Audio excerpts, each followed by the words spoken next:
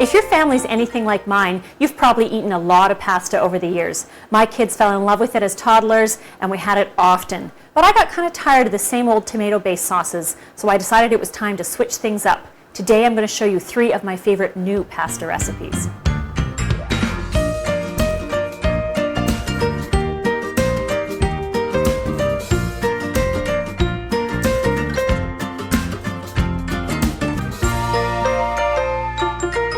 First up, this is my absolute favorite, and if you like avocado toast or guacamole, this is going to be your new favorite pasta recipe too.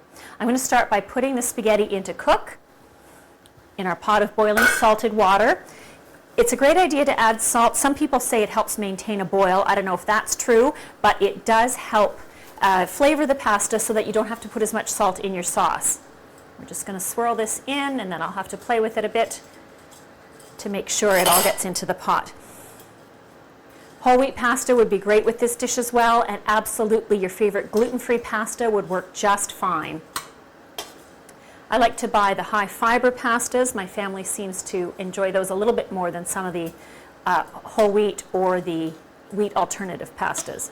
Okay, it's all snuggled down in there, ready to do its cooking thing. Because it's quite a slim pasta, as you I'm sure are aware, it's going to cook quickly. Fresh pasta is even faster than dried, and it's usually ready in about 3 minutes, so you might want to make your sauce ahead of time if you're using fresh spaghetti in your version. So we're going to make our avocado sauce, and we'll start just by cutting a ripe avocado in half. Take the pit out carefully. There we go. And then just scoop the flesh into a blender.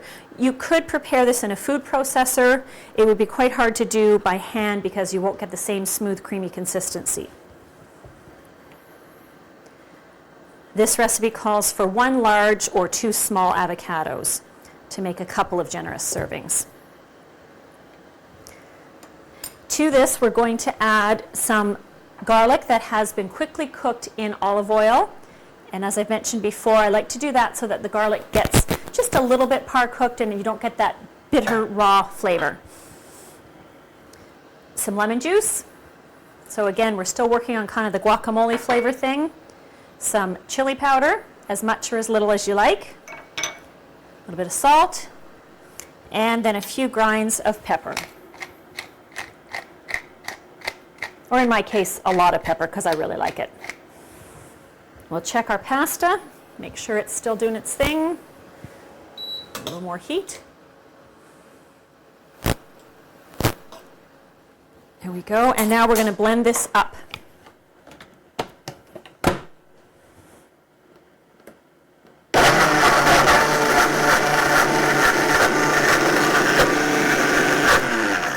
Okay, that's a great start. Now we're going to add the secret ingredient. It's not so secret, but it's something that's used a lot in restaurants, and that's to add a bit of the starchy cooking water to the sauce. And this is often done because what it achieves is that it helps the sauce adhere to the pasta better. In our case, it's going to make our sauce more creamy without having to add any other liquid like wine or just plain water. So about 1/4 cup I find usually does it, so we're just going to pour that in. And we'll give it another little blitz here.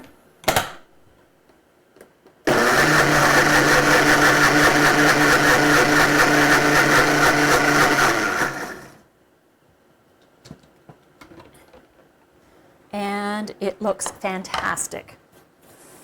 So while we're just waiting for the pasta to finish, we're going to get the rest of our toppings prepared.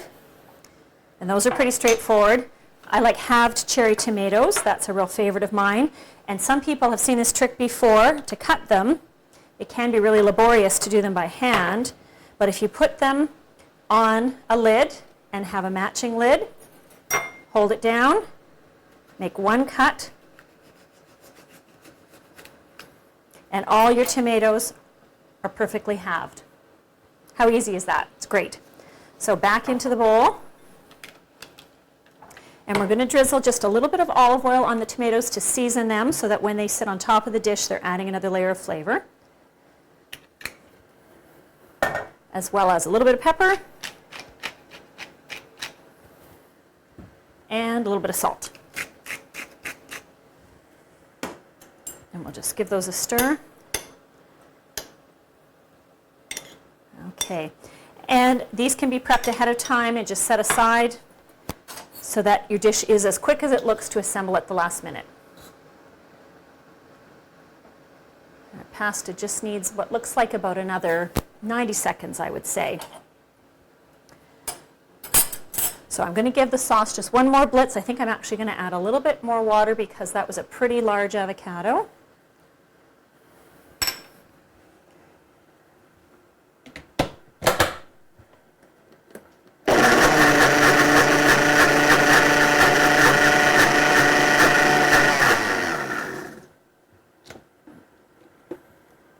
There we go.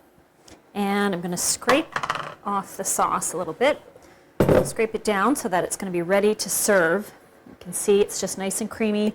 Looks an awful lot like guacamole. And I'll even retrieve a little from the lid because we just don't want this to go to waste. There we go. Okay, I'm going to give this a strain now. So we've got our hot cooked pasta here. We're going to just pour it into our serving bowl. And this is a dish that is best served family style in one large bowl. And now we're going to add our sauce. It does pour out pretty well, but it might need a little helping hand. And you want to scrape down around the blender to make sure you get as much of it as you can out of there.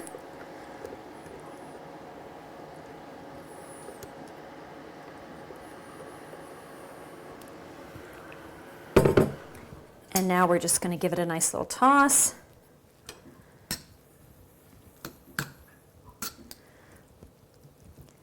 When I first made this recipe, I just served it as is with parsley and cheese, but felt upon reflection that it could use a little bit more color and texture. It smells so good though. I'm smelling the lemon and the garlic. So we're going to scatter our tomatoes over the top. Just kind of distribute them evenly. Add some Parmesan cheese. A little bit of parsley for a last hit of color. And our creamy avocado pasta is ready. Did you know there's over 350 different shapes of pasta? Growing up, I only knew about spaghetti, macaroni, and lasagna, but now I love experimenting with lots of different styles of pasta. A personal favorite is Orzo, shaped like grains of rice, and I'm going to show you how to make a great stew with it.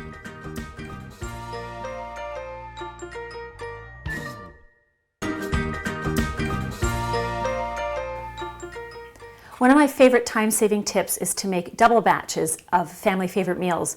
Did you know that these foil containers that you can get at dollar stores and grocery stores are actually microwavable? Pack them in here, write the instructions on the lid, tuck them in the freezer, and you won't have to lift a finger when your family wants to prepare their own dinner. Orzo is one of my favorite pasta shapes because it cooks so quickly, and it's great with a regular sauce on top or even as kind of a soup or stew concoction. Today we're going to make one with sausages and vegetables, and it's delicious. So we're going to start by splitting our sausage casings down the middle. This will make it easier to get the meat out. And at the same time, we're going to heat our pan with a splash of oil, and we're going to fry up the sausage before we add in the vegetables.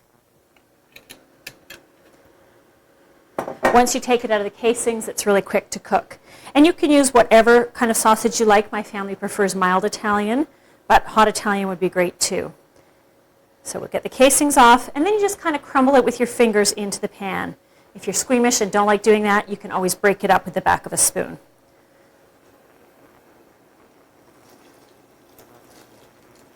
You can also buy sausage meat out of the casings. Sometimes it comes in bigger batches, and that's super economical. Or if you have a butcher that you like to frequent, they can sell you sausage meat out of the casings. And the sausage meat browns up very, very quickly.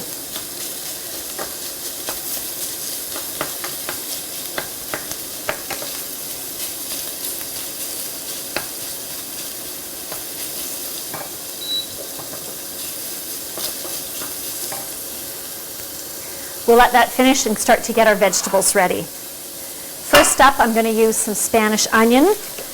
I really like it because it's got a great flavor, and they're so big that one onion goes a long way. You don't need to chop it too fine. It's going to be in keeping with the texture of the sausage, and we can add this in while the sausage is still cooking.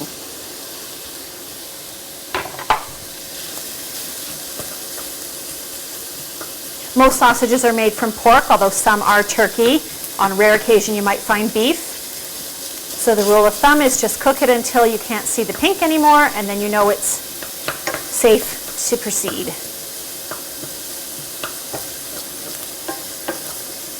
This is a nice hot pan, so everything's just doing beautifully quickly. Okay, next up we're going to use some plum or Roma tomatoes. These are great because they hold their shape really well. They don't completely disintegrate, and they don't have too many seeds. So we're going to cut the little ends off. You could take them out like an apple core, but it's just quicker this way. These are all about, this recipe is about getting it on the table quickly. Then you just want to cut it sort of into 3/4 or 1 inch pieces. As with any vegetable, if you can get it flat surface down to cut, it's a lot faster and a lot safer. Carrots are a great example. It's always a good idea to cut them in half lengthwise if appropriate, and then start cutting them across. So we're going to have each of these, and then just cut it into our little 3/4 inch bits.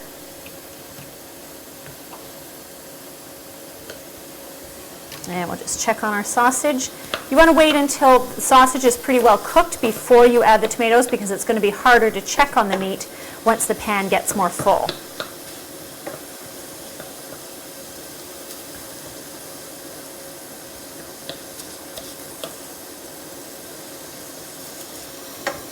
All right, I'm happy with how that's looking. Flatten down a few more of the bigger bits so they make better contact with the pan. And our onion's looking nice and soft as well. So we can start adding in the tomatoes.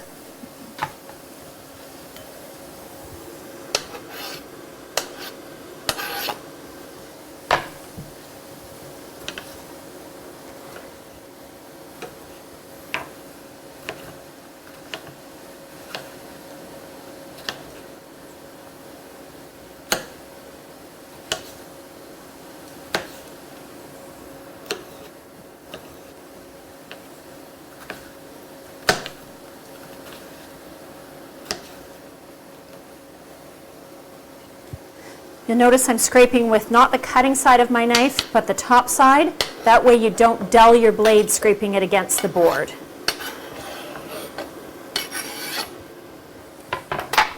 Stir that in. And next we're going to add a little zucchini.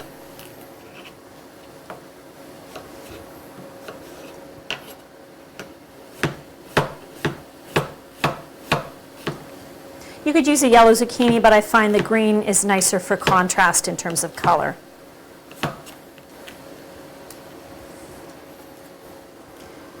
Into the pot it goes. Because the sausages have some seasoning, we don't need to add too much else, but I'm going to put in a little bit of salt, some dried basil, because that fits well with the Italian sausages. Some dried red pepper flakes, I really like those for a nice subtle heat once they cook down, and a few grinds of pepper.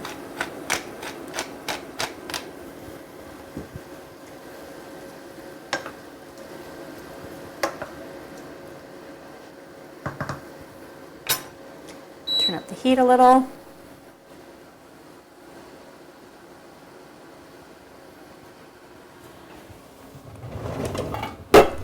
And we're going to put a lid on the pot.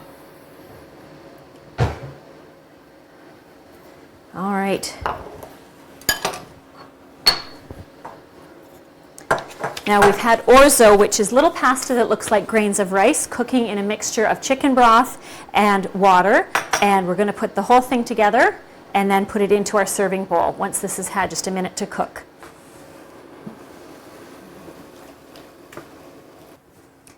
Okay, so we've got our orzo, and it's been cooking for about 8 minutes, so we know that it's tender. It doesn't take very long for these little grains. And we're going to add it to the zucchini and tomato and sausage and onion mixture and just let them bubble together for a moment.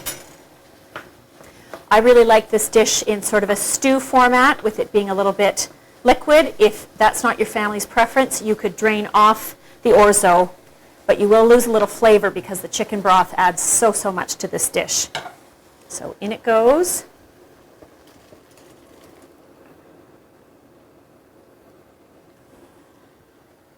We'll give it a good stir.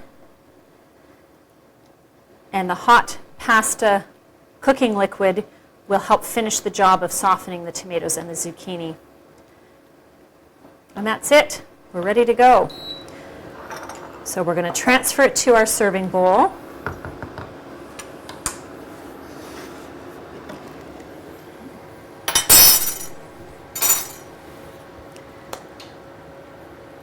And I'd pour it all in, but I'm not sure if it's going to fit, and that would make a really big mess. A hot mess too.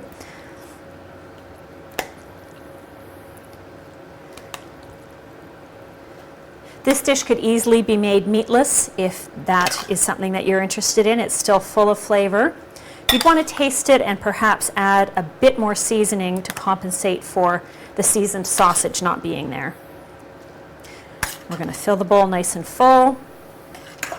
I find when you're feeding kids, it's nice to serve up family style sometimes so that at the table they can take as much as they feel they're able to eat. Sometimes we don't know how much our kids are prepared to eat on a certain day, and it can vary so much from day to day. All right, and then our toppings. We've got a nice mixture here of feta and mozzarella cheese. If you want, you can certainly serve this on the side at the table and let people administer their own cheese, or do both. Why not both? I love cheese. And it just makes a nice little finishing touch on top. And of course, sprinkle of fresh parsley. And then I would even add a couple more grinds of fresh pepper. And now our orzo with sausages and vegetables is complete. I can't wait to share with you a great pasta dish that has quickly become a family favorite. It's amazingly flavorful and comes together so easily. And here's a little tip for you. If you're fortunate to have any left over for breakfast the next day, this pasta is absolutely sublime, topped with a poached egg.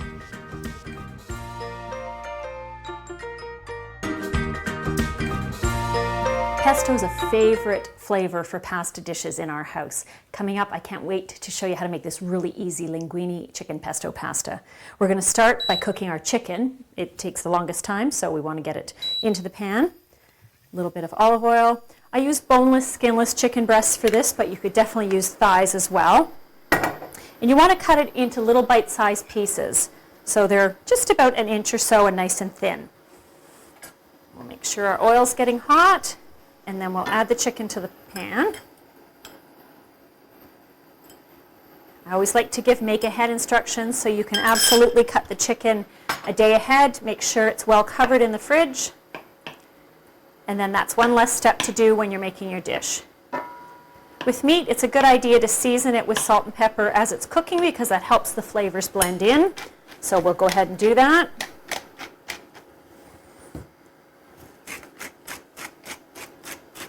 You can even cook the chicken ahead of time, although I find sometimes it can get a little tough when you do that.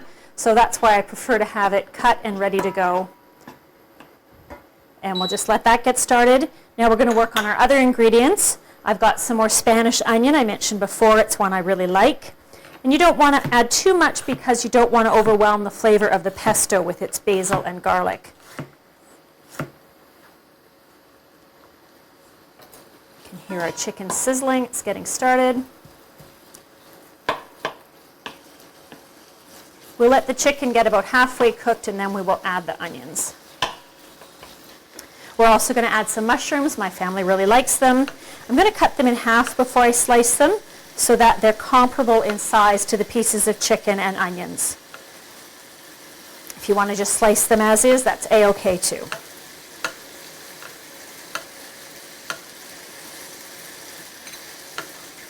When my kids were little, they'd be playing or busy doing something, and when they heard sizzling, they would always run to the kitchen to see what was happening. I think that they were as excited about the next meal as I was. Okay. Now we'll add our onions.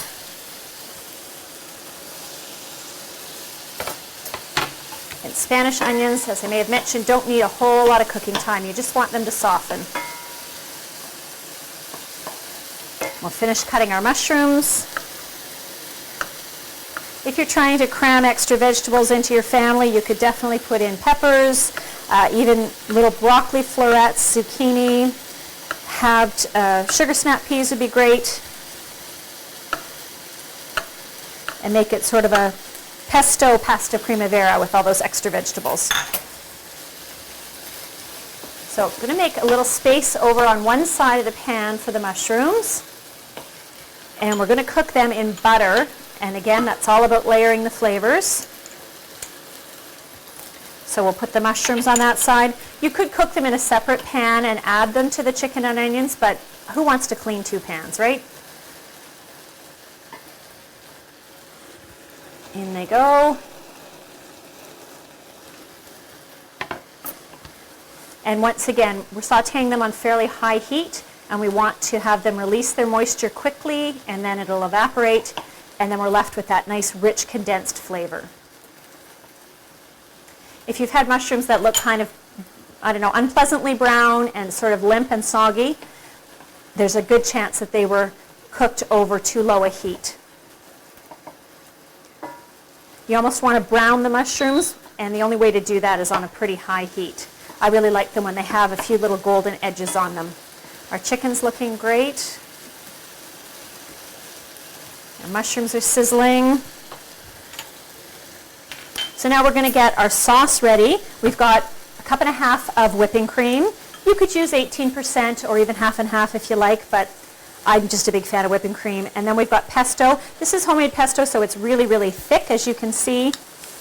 A sun-dried tomato pesto would be great in this dish as well. I even make beet pesto, and you can find the recipe on my website, constantlycooking.com, and it would be fantastic in this dish. It's a vibrant purple color, and it's got great beet flavor. So we're just whisking together the cream and the pesto. We'll check on our mushrooms. Yeah, they're doing so well. Even a little bit more heat because we're watching it closely, so nothing's going to burn on us. And it's okay if the chicken gets a little bit crisp on some edges. You can see this piece is just getting a little bit nicely golden brown. That's perfect. All right, the mushrooms seem to have stopped releasing a lot of moisture. So now we just want to combine everything. Now here's the sneaky part. We're going to add the pasta in now because it's already cooked. We did this ahead of time, put it in the fridge, and it was ready to go. It'll be a little clumpy because that's what happens when you chill it, but when it's in the sauce, it'll soften. Plus, it's just so much fun. It's kind of like playing with Rapunzel's hair or something. That looks like about the right amount. And then the sauce goes over top. A lot of restaurants pre-cook pasta and then plunge it into boiling water to reheat it just before serving. That's how they can get their dishes out quickly without overcooking the pasta. And once I learned that, that was kind of a game changer for me to realize that I could do the same thing at home. And you just kind of want to keep tossing it. All that we need to do now is to let the sauce just thicken ever so slightly by evaporating and heat our pasta at the same time.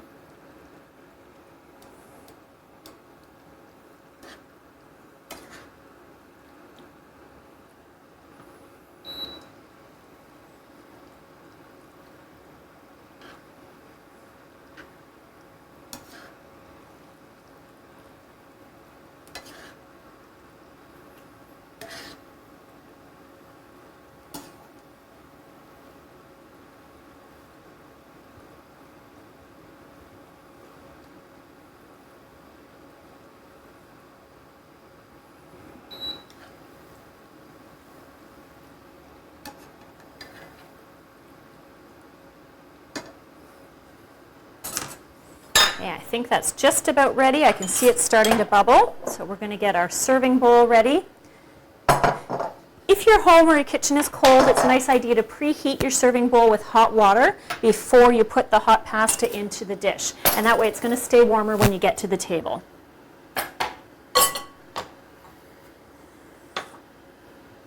There, you can see how it's bubbling nicely.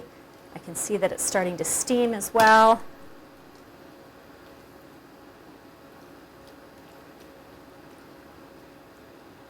Okay, I think we're ready to transfer it to our bowl. In this case, we're just going to pour it in, nothing fancy. Shake out every last little bit of mushroom and chicken. Wow, that looks so good. And a little sprinkle of parm, always. And in this case, we're going to stir it in because we want it to melt a little bit, and that'll help with thickening the sauce. A little bit more. One last round.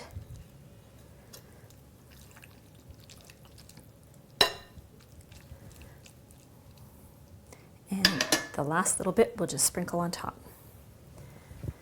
There we go. Our linguine with creamy chicken, mushroom, pesto sauce is complete. I hope today's show has inspired you to shake up your pasta routine just like I have. This beautiful avocado linguine with creamy, delicious. We've got our orzo with sausage and vegetables, and of course our creamy chicken pesto pasta. They're all delicious, and I think your family's really going to like them.